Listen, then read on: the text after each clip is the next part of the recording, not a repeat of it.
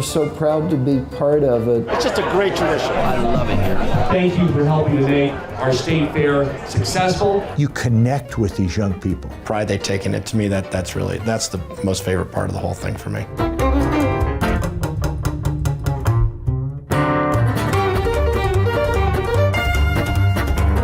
All their support just lets us continue showing. It helps the ag business keep going.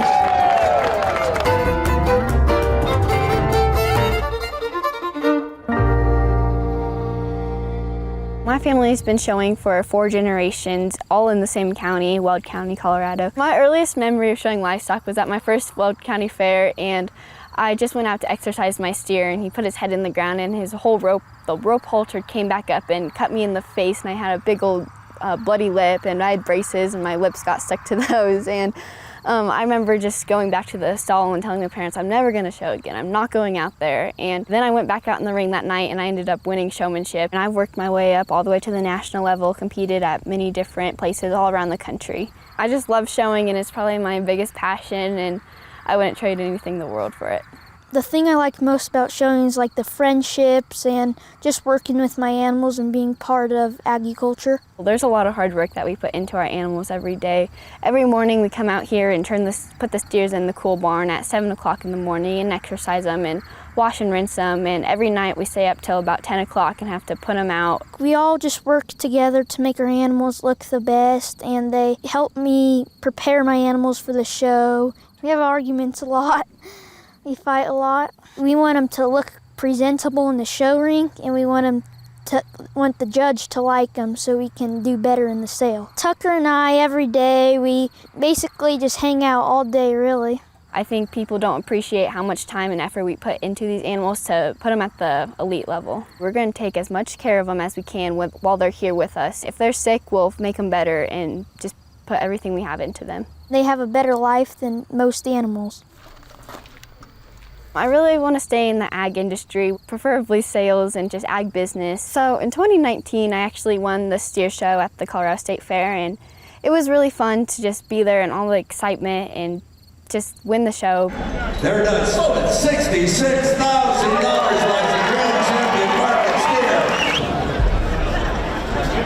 steer. Last year we go down there and I actually didn't even make sale with my steers. It was just really disappointing and kind of just felt beat up, but you know, we came back and we're going to come back again this year, hopefully with another chance, and see how it goes. These kids learn how to be, in their family businesses by raising the animals. They're taught what it costs and the effort and the work that goes into raising an animal. They have to keep meticulous detail of how much feed they use for the animal, what it costs to raise a particular animal. So at the end of the year, when they bring it to the state fair, they know what the cost is, and then when the animal's bought, they can tell whether they made money or not. So it's a great life lesson in many different areas. I'm honored to run one of the most unique events, not only in Colorado, but I think in the country, the Denver Rustlers. When I try to explain it to people, it's a little tricky because it doesn't exist in most people's world. Certainly this type of event never would have existed where I grew up back east. I didn't know what 4-H was. I have limited knowledge of farm animals and what it took to raise these animals, and certainly did not understand how hard it was for these kids to do what they do. Well, the Betcher Foundation's been a long-time supporter of Colorado youth in a lot of different forms, but specifically youth in agriculture. And in the 1950s, we started supporting Future Farmers of America and 4-H through projects for the youth. And so that legacy, that history for us is real. It manifests in this way with the Denver Rustlers the last 30 plus years. I came to Denver to be the Commissioner of Agriculture. And at that time, the Commissioner of Agriculture was also on the board of the Colorado State Fair. And they called and said, Tim, we've got a problem. The junior livestock sale, if we can't get more buyers to come down and buy animals from the kids, we are going to have to cancel it. I'm 30 years old, I don't really know anybody, I'm new in the job, and I went to the one person that I knew that had anything to do with a cow, and that was Dick Robinson, and that was Robinson Dairy. And he said, let me take you to my friend Larry Meisel. And when you mention something to Larry and he likes it, he gets involved. My principal profession is a home builder.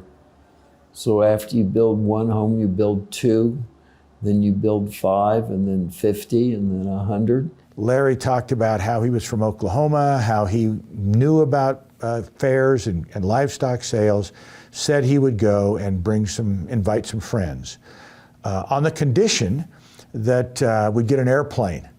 I think the first year maybe we had 8 or 10 predominantly business leaders. Most of us are city people, and they were attempting to do auction of the various animals, different groups of animals, to help young people provide funding for them to go to college. I'm a great believer in once you get something started, bring other people in. We had $10,000. And then I got to the fair, and the fair manager pulled me aside and said, you know, this is our last chance, and what's going to make a splash is if the Grand Champion sold for $10,000. You need to buy the Grand Champion. And I said, but that's all our money. What about the rest of the kids? He said, I don't care. We've got to have the Grand Champion sell for $10,000 in order to show the kids that this is a viable sale and they'll come back next year. So I went back to Larry, and I said, Larry, is there any chance that maybe you could raise or commit with some other folks here to buy the Grand Champion, and we could use the $10,000 to buy animals from the rest of the kids? And he went to some other members of the group, and he came back to me and said, we will buy the Grand Champion and you can spend the rest of the money on the kids. You connect with these young people. You see it in their eyes, you see it in their emotions, the work they've put in on these animals and how they've groomed them for a full year to get to this point of the sale. And then to be the buyer, there's a real connection. I came back to Denver and I got a call from Larry. He said, I loved this. Would you care if I became more involved and invited more people and pressed this thing up, really got it going more? And I said, would I mind? This would be wonderful. And he said, we need a name, and we're going to call this the Denver Rustlers. This has been really something special, and I know we've raised several millions of dollars to give to these young people, and we're so proud to be part of it. We've made a real difference for the fair, because now the Grand Champion steer sells for over $50,000. When we first started this, it was that $10,000 number. Record number of kids now participate in the program. So what we tried to do is all this is for the benefit of the state fair as an economic program for the state of Colorado and for agriculture. The Colorado State Fair has had a tough time. It's expensive to run a fair. You need lots of buildings and stuff, but yet the fair only lasts for 2 weeks. What do you do with those the rest of the year? The fairgrounds are in Pueblo. It's just an economically tough thing, but I think the Rustlers and the fact that so many of the legislators have participated with us, they go down there for other events as well, but they see the vital importance, one, of the fair to the state, but two, the importance of the fair to the city and county of Pueblo. And so that's led, I think, to more support at times from the state legislature for the fair. So it creates a better connection, and that's a big mission of what the whole state fair is. It's not just the animal sale, it's the showing of and the writing and the apple pies to ceramics. Things that people make from all over Colorado come together, are judged. You know, we have winners. It does give those folks that go, who typically, the Rustlers, might not be folks who would go to a state fair, a chance to see a different part of the state going to Pueblo. And we really begin to better understand that connectivity that ties all of Colorado together. I'm a lawyer. I grew up in Pueblo, and so I have a big loyalty to the southern part of the state. Larry and I are of different political parties, but the thing I have found about Larry and many of his friends is that they respect hard work and competence.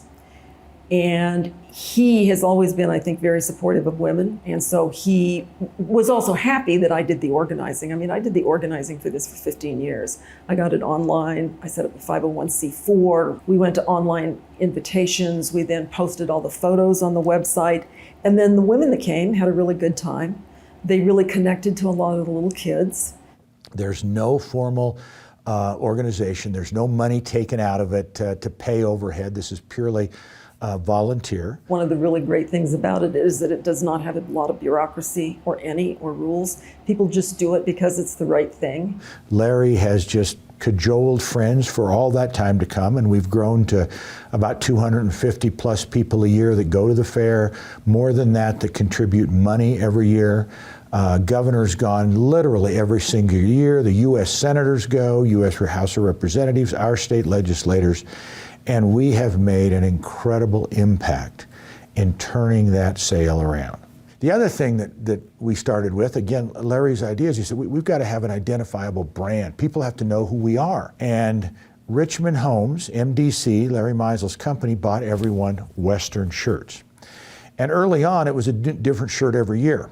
And after about 10 or 15 years, we decided we should maybe have the same shirt. They picked this design, which interestingly enough is one of our historic designs that my father did in the 50s. It's Art Deco inspired, and I happen to think it's one of the most beautiful shirts we've made in the 75 years we've been in business. This is supporting a way of life that is very challenged, and I love the fact that we have survived in Colorado much of the Western lifestyle that has been lost elsewhere. The Denver Rustlers help us a lot by when they buy our animals or even just support us. It helps us want to keep going, and it helps us stay in the business, and it helps the ag business keep going. And we just really appreciate all their support to the ag youth and all they do for us, and all their support just lets us continue showing and competing and coming down to the Colorado State Fair every year.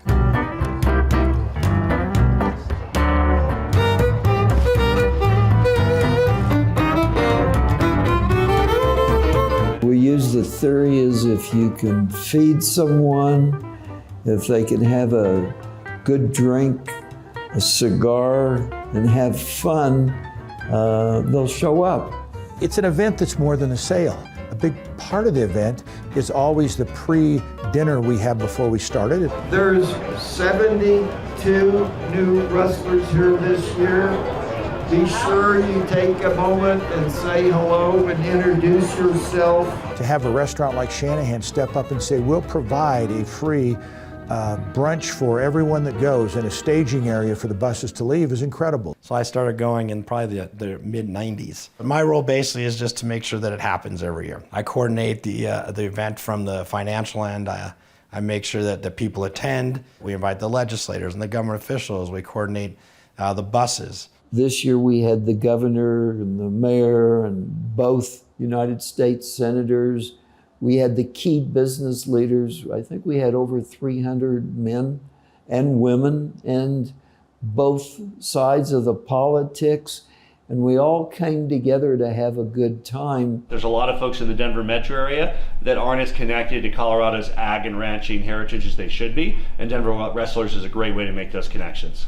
This is actually my 11th Rustlers in a row, and it started way back when I was a staffer for a statewide campaign in 2010, and from that day forward, I've come to the Rustlers every year. Meeting the kids and understanding kind of all of the things that they put into investing in these animals, and then also investing in their future in college. I think that's so amazing. I also used to bargain for the Teachers Association up in Greeley. I love bargaining, and so it's fun to watch the auction and all the activity that's going on there as well. Whether you're in education, whether you're in government, whether you're in law, whether you're in business, whatever you're doing, come here, make connections, and help serve Colorado. And I think it's just really important to get elected leaders into the rural parts of our state, because it's all part of Colorado. Our state is fascinating because it's so diverse, but we rise and fall together. How often do you get to be with folks of all different shades in politics, in business, and come together for a great cause? And so I love it here. And then we load up on the buses. You want to jump on here? Yes? Sure. How many more seats do you think we got back there? That head down to Pueblo, and everybody's on the bus hanging out. And we're met by State Patrol and Pueblo police, etc., and they give us a nice police escort.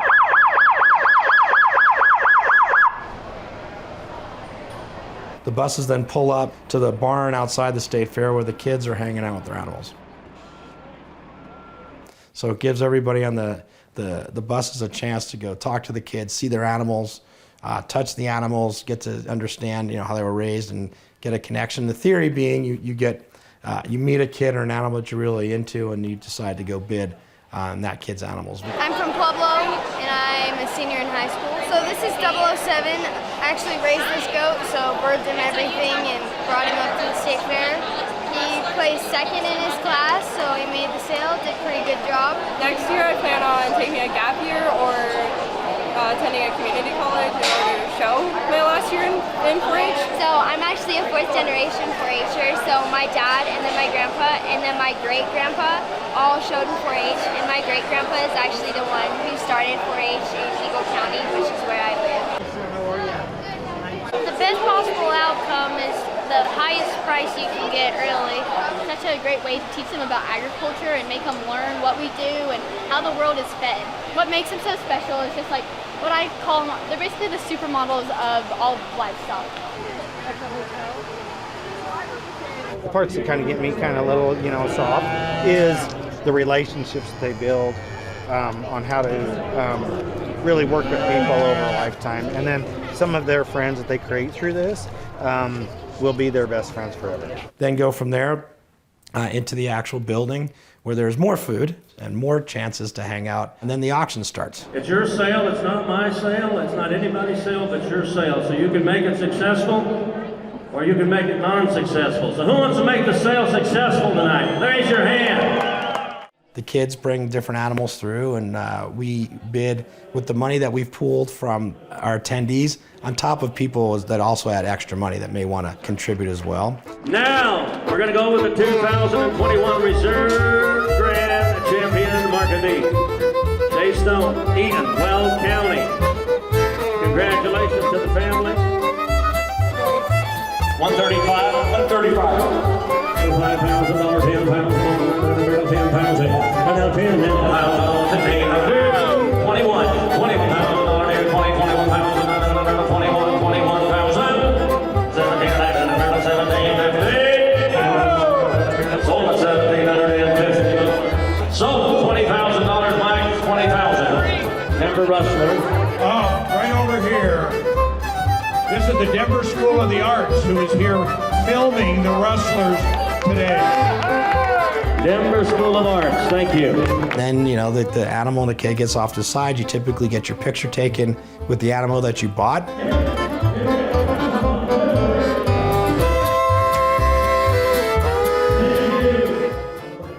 This is what's called a terminal sale, meaning that the animal goes to slaughter after the sale. When we purchase the animal, or anybody purchases the animal at the auction, that's the last time that kid sees the animal.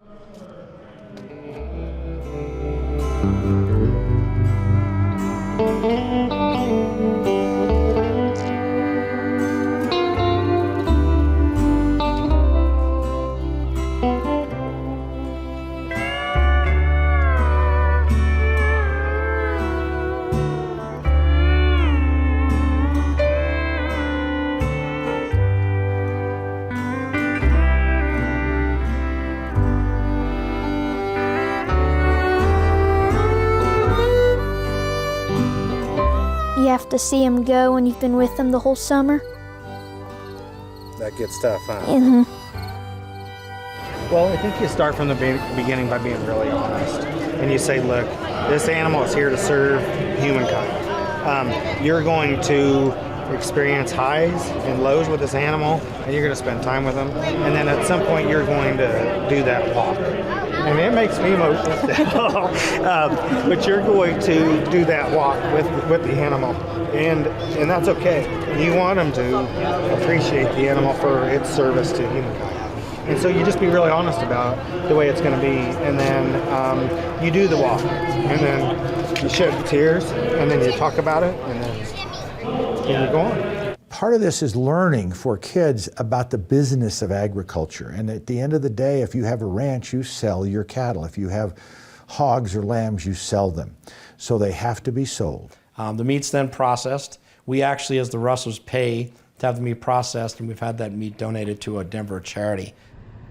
I was a banker through and through and had no community service under my belt. When I retired, I wanted to do something, and so I started volunteering for this organization. We're basically a soup kitchen that serves the poor and homeless in downtown central Denver. Instead of worrying about raising market share 0.5%, I worry about sourcing 100 pounds of beef or ham. And the Rustlers got excited about Capitol Hill Community Services and had started donating the steers and the lambs and the hogs to our program. Helping others is infectious. It's a good feeling. It'd be the most selfish thing to do would be to keep them for yourself when you know he's going to go feed some people that are a lot hungrier than I am right now. And it just feels good to have that opportunity. You know, there's a new tradition started this year by Governor Polis, the Governor's Plate. We have grown in Colorado produce and food, and we have some Colorado chefs that are putting some special touches on it. Cigna's mission is to improve the health, well-being, and peace of mind of those that we serve. And you know, there's a lot to that. A lot goes into it. You know, sustainable food sources and the correlation between that and healthy eating and healthy living and improving one's lifestyle. And that's just so incredibly important, that link that exists there. If we have to, we can be self-sufficient in terms of the supply of our food. That's a huge gift. For us, farming and ranching is a way of life. It's an important part of who we are. It's who we have been, who we are, and who we will be. These young people are raising these animals, and you have a chance to actually see that and experience it and see how important agriculture is to our state. I think that's a really important message versus just, you know, walking through the meat section at Whole Foods or something. My biggest concern for the Rustlers is going forward. I'm going to be around for a while to do it. Hopefully I'll do it for a long time. But, you know, some of the people that started this are no longer able to go. We got to make sure that younger people from the Denver metro area get engaged in this. They understand how important this is to the state. But it is very hard to keep the interest in agriculture in the urban area. People just don't pay attention to it. It's always been just a volunteer group. It is now, right now, where for the first time we're forming a board, we're forming a nonprofit. But we're not wanting to set it up to where we have to pay salaries and take, the money's for the kids. So you need to find a home for that. And for 30 some years, that home has been Larry Meisel and MDC. I mean, the amount of hours and time that he has put in on this, making phone calls, having his assistants send out things, and then having people like Frances Concilia then volunteer for a number of years to do it from her office, and now Josh doing it from his office. It's just real work for someone. But we all recognize that at some point, you know, who will be the next someone? And maybe the next someone is the fact that the Betcher Foundation could be there as a backstop place that could ensure that it continues. And it's something that 50 or 75 years from now, we're talking about still happening, because what that will mean is that agriculture is alive in Colorado and young people are still raising and caring for animals and know where that food's going to go. They raise it in a manner that it's really safe for consumption. And this whole food to table movement that we have today is really done hand in hand between the farmers and the ranchers and the consumers that are out there buying those great products that these Colorado young folks make today and will make as adults later.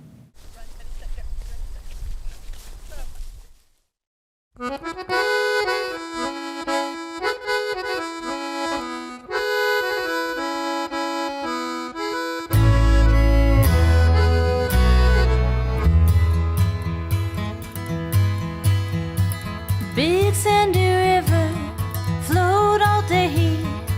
Water shimmers as we drift away, thinking only about good times gone by. Boat on the water, sun shines down. Water ripples as the birds fly around, thinking only about good times gone by. I will laugh, I will cry, I will die, thinking about good times gone by, thinking about good times gone by. 'Cause time stands for no one, it won't stand for you. So you better